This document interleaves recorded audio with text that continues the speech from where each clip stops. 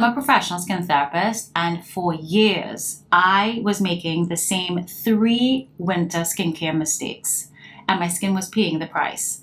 So if your skin feels tight, irritated, or just off during these cold winter months, this video is for you. Hey everyone, welcome to my channel. I'm Karen Kelly, a professional skin therapist and master educator. But here is what makes me and my perspective a little bit different. I grew up in the Caribbean, Trinidad specifically, where it's warm, it's humid all year round. And now I live in a very cold climate, which let's just say it's very, very real. And that transition taught me something very important. Everything I knew about skincare before had to change. Because what worked for my skin in a very tropical climate definitely did not work. I mean, it pretty much failed when I got here, to the point where I thought I knew absolutely nothing about skin at all. This video is really personal for me because I'm going to share 3 specific mistakes I've made for years, even as a professional. So even after my professional training, I still kept making these mistakes, and they were quietly damaging my skin. With these mistakes, my skin was tight, it was dry, it was irritated. They affected how my skin looked, how I felt about my skin, but also how I felt about myself. If you ever felt that your skin isn't just cooperating, or it's tight, it's irritated despite how you treat it, if it's breaking out even though it's dry, I get it. I lived the experience, and I'm here to share what finally changed for me, and I feel like it will definitely change for you as well. I'm going to share the 3 mistakes,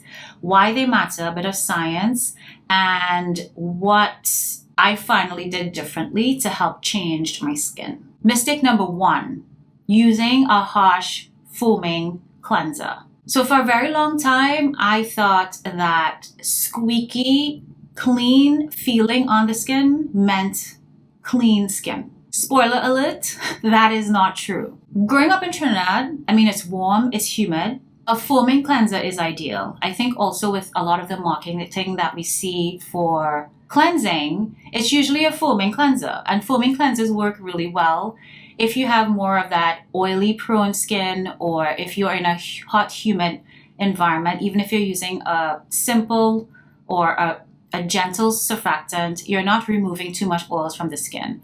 But if you do have that drier skin, I'm prone to eczema. So in the winter time, when I already am not producing as much oil, even a gentle surfactant can be very damaging on my skin. Even using a gentle surfactant, removing oil that you don't have, that will leave your skin feeling more stripped. If you think about your skin barrier as the roof on your house, if the roof is compromised, if it's damaged and it starts to rain, rain gets in and it can damage what's inside of the house. And when that damage happens, it causes problems. You can think of your skin barrier in the same way. So the solution is to use or move away from foaming cleansers, even if they're gentle foaming cleansers, and use more either oil-based cleansers or hydrating cream-based cleansers.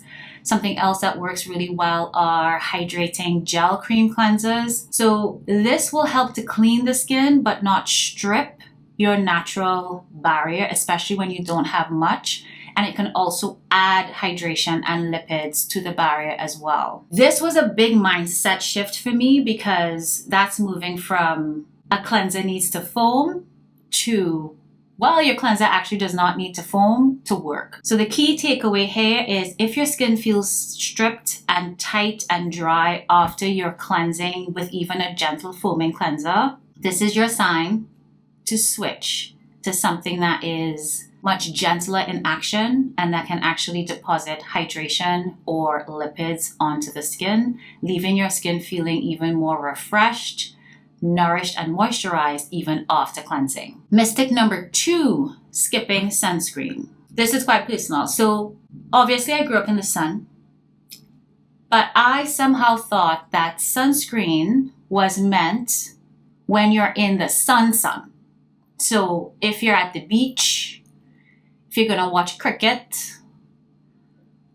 if you're playing carnival, right? So it's intense sun. But the everyday thing, I didn't really think about it that way. Moving to North America, that's where my relationship with sunscreen really changed, especially going into school and seeing the damaging effects that UV has on the skin, and the fact that up to 50% of aging is related to UV exposure, especially if you think about UVA, which is the aging rays. They have a few of them, but UVA in particular. And then also with the research that UVA or UV rays can actually reflect off of snow. Up to 80% of it can reflect off of snow. So if you're thinking, then you have almost double the exposure of UV exposure, and then UV is related to premature aging on the skin, as well as other challenges as, uneven skin tone, etc. So that's when my philosophy really changed with that science. And what I've learned to do is find a way to bring sunscreen into your routine without you thinking about it. For me, it's finding a moisturizer with sunscreen that I can use every single day. In the wintertime, I use something that's a little bit more medium weight to heavyweight. And then in the summertime, I'll use something a little bit lighter weight. There are many formulas on the market. People always ask me about sunscreen, which I think sunscreen is a very deeply personal thing, because for me, the best sunscreen for you is the sunscreen that you're actually going to use. So shop around, look at formulas. There are some moisturizer sunscreens, which I prefer, but there are also some that are separate. I tend to use those when I need to reapply. But using SPF every single day, no exceptions, even if you're working from home. When I'm working from home, there's a huge window out here that you're probably not seeing. UV rays can penetrate clouds, it can penetrate windows. So making sure that if you are exposed to UV, that you are using sunscreen. Even in the dead of winter, even on the coldest days, your future skin will absolutely thank you. Mistake number 3, ignoring the inside out approach to skin. Dealing with winter, red, irritated skin. My focus was just finding the right ingredient, the right product, the right serum to put on the skin. And I completely ignored the fact that my skin is an organ, it's part of my body. And I was ignoring what was happening inside my body, and understanding that affecting what is happening inside my body will actually affect my skin. And the fact that no amount of expensive serums could fix not looking at that inside issue. What actually transformed my skin? If non-sexy things like drinking more water, managing your stress, using a humidifier in your bedroom so you're not sleeping in the desert. Again, not sexy solutions, but they work. And once I made that shift to intentionally focus on these other aspects, whether it's my nervous system or my hydration or my diet or humidification, everything changed. A big one for me was nervous system regulation, just not being so reactive when everything is happening to you. More of that on another episode maybe, but when you focus on calming your nervous system, your skin's also less reactive. Your breakouts can be fewer as well. You have less redness, you have faster healing. All of those things happen from a holistic point of view. Drinking more water, especially in winter, we forget to hydrate because we don't feel that need to drink water. A humidifier, I have a few around my apartment. Managing stress, different nervous system practices, whether it's journaling or exercising, yoga, praying, coloring, doing jewelry, whatever brings you joy. Getting quality sleep, that's a big one as well. And nourishing your body with foods that support your skin health. Key takeaway here is that your skincare is only as effective as the foundation you're building your skin on from within. You can't outproduct poor hydration, chronic stress, or a lack of sleep. So keep that in mind.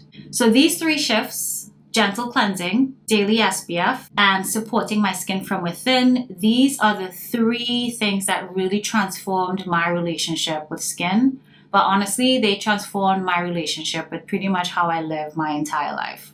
So my skin improved, but also my quality of life, the way I approach life, all of that really changed as well. just being done with chasing perfect skin or chasing, a perfect outcome or, quick fixes, just showing up consistently, going back to the basics and listening to what your skin, what your body, what you actually need. That inside out approach really mirrors how I do everything now. Just working to be more intentional, more grounded, and less reactive in general. And the beautiful thing is, once you stop fighting with your skin and start actually listening to it, when you stop looking at, okay, what's this other product and what's this other product? Because hopping from product to product, especially in the winter when your barrier is, crying out for help, that doesn't really help the situation either. When you stop chasing one thing, sit still enough, listen to what your skin actually needs, pull back, and then just be very consistent with it, that's when the real lasting change happens, especially during the winter. Not just with how your skin looks, but for me, it's just how you feel in general. So quick recap. The 3 mistakes were harsh foaming cleansers, skipping sunscreen, and ignoring the inside-out approach to skin. I would love to hear from you. What are some of the mistakes that you have made that you finally let go of? Let me know in the comments what works. Let me know if there are mistakes that you know that you're making, but you still can't really let go of it. I have some of those things as well. If this resonated with you, I have a full blog post on it with more details, more tips as well. I'll link that in the description below. And if you found this helpful, give this video a thumbs up, subscribe if you haven't already, and I will share weekly content about skincare, wellness, living holistically, and approaching life with authenticity. You can also follow me on my blog or subscribe to my blog. All of that information will be linked below. Until next time, stay radiant and be well.